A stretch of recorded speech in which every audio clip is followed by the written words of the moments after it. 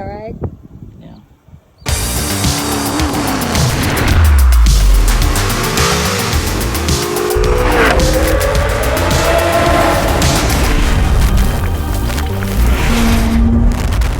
Hey guys, Trevin here, Gear Shift Garage. Today I'm sitting inside of our '08 Subaru STI rally car.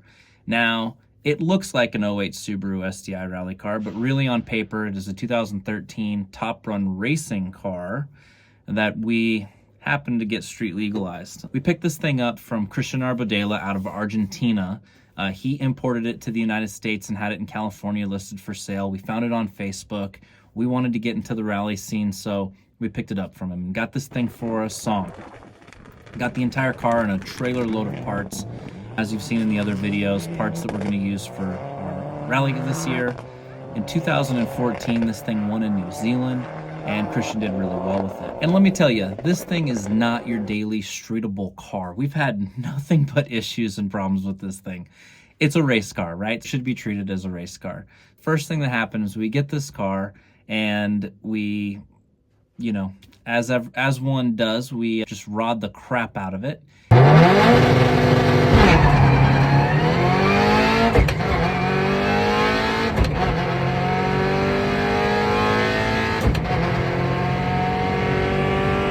Where I live, there's some acreage, so I built a little drag and built a track and took this thing out and drove the heck out of it, and just kind of learning the car, getting a feel for it, what this thing does, how it operates. It's got the dog box transmission.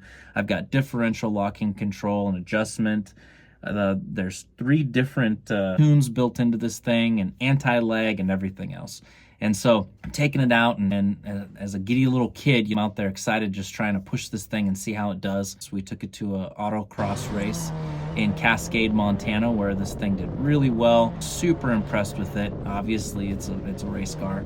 And then brought it back. We got the harebrained idea to pull the restrictor out and unlock some more horsepower. Well, in doing so, we ended up starving it for some oil and blew this thing up. It had a terrible rod knock. It was blowing exhaust out the coolant.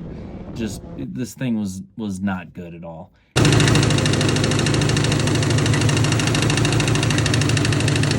We ended up finding another block for it, thankfully, and threw everything back in that, threw it back in the car, got it up and running, and then blew the clutch out of this thing. Throw a new clutch in, it's running great, everything's good. Well, we decided to do, for the sway side of stuff, a full all-over print wrap in it. We wrap the entire car. We do this cool snake print and says sway on the side. And I'm anxious. There's a Friday night drag in Kalispell, Montana, where everyone goes out, and it's Cruise Kalispell, they call it. And during COVID, the Cruise Kalispell just went crazy. There was cars lined up, burnouts and everything. So that kind of just hung around. It's not as popular now, but I wanted to get this thing out for the cruise. And then there was a car show the next day, the DeSoto car show at the DeSoto Grill. So these guys were wrapping the car. They got the last sticker on at around 6 o'clock. So I showed up at 7 p.m., picked up the car, took it to Kalispell, and my wife and I did some drags down the main drag and ended up getting pulled over.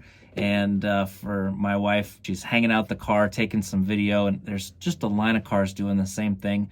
And of course we get pulled over, and the officer walks up and he said, "Sir, the passenger has to have their seatbelt on." And I looked over and noticed he had a ring on his hand, and I said, "Sir," I go, "it appears as though you're married. You have to understand, I don't have any control of my wife at all. She does what she wants. I don't have control of her. I'm sorry. I'm as upset as you are for her hanging outside the car." And he doesn't say anything, goes back to the patrol car, comes back and hands me a warning and leans down right to my ear, and he goes, "Listen, man, I'm married too. Good luck. I know how they can be." And walks away and lets us go. Anyhow, we do this cruise. It's all awesome. Everything's great. I'm giddy, happy as a little kid in this thing. Then we go to the car show the next day and have it there. Sit at the car show all day. It's raining on and off. Car show finishes up, and I grab the car and bring it home. Well, perfect. Raining, wet, the ground's this nice, dirt's gonna be kind of perfect for getting some cool drift shots. Nothing for time, but photos. My wife has her camera, and I said, "Man, let's just get a couple photos." So take it out to the field, and I have built kind of a real technical side, and then I do kind of like big, wide, in a 4th gear loop. And I was staying in the technical side, and I was just trying to get some real hard drifts. And again, nothing crazy. Pushed this thing twice as hard in the field, but it had been raining, and I recently had just drug the field out. And I came around, and the way I have it is I have a compound S, and I was probably maybe 20 miles an hour or something, I don't know, but came out of a corner, came into a compound S. Now, my wife had been shooting photos, and she wanted me to move to a different spot in the field, and so I was headed that direction, and she assumed that I was just going to drive over there, so she's changing her lens out. So she looks down to change her lens out. I just coming out of the compound, or heading into the second part of the compound S, and as I do, I overshoot where I've drug the road out a little bit, and I think with that wet rain and everything else, I just stick. That front right tire just sticks, and it was just enough force that I ended up going all the way over, rolled the car, and landed right back on the tires. And she popped up just in the nick of time, and I'm kind of in shock. I'm sitting here just like this, in shock. She comes running over. I haven't even got out of the car yet. She thinks, of course, as a photographer would or videographer would, is to grab some photo and video. And so that's the first thing that she does. And am I okay? Yeah, I'm fine. Car's worse for wear. This whole roof is canned in, and the front right side's just completely crushed. And so we get it into the garage and get it back to Sway HQ and assess the damage and rebuild. So I ended up finding an 08 STI in California where they had cut right at the front, the shock mounts are. So I just bought the whole front end. Had my brother work on the roof, and we used a porta power to kind of off the roll cage to kind of push out where we needed to go. And he worked some magic. I don't know how he did it, but he ended up getting all the dents out of the roof. And then I just cut the front end right at the, right in front of the shocks on the front end of the car off. There's no damage to the subframe portion of this thing. It's a rally car. This thing is just built. We porta powered our way, and I just worked my way around and welded in the new core support and put everything back together, and it's as good as new. Track's perfect, alignment's great, all but one hole line up. So not too bad for, it took us about 3 weekends to get this thing back together and back on the road again. So here we are, we're back in it, and we're just doing, if you watch my previous videos, you can see nut and bolt check that we're doing, getting this thing ready for rally this year so we can actually race it.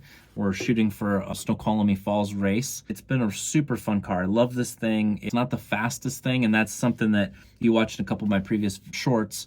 You can see some launches, and this thing isn't the fastest car ever, but what's interesting about it is it's geared in such a way where this thing will spin all 4 tires as you're pushing through each gear. It's just, this thing is just really is a monster, and it's a torque monster. So when you come out of the corners, you can really just get on it and slide around and have a lot of fun.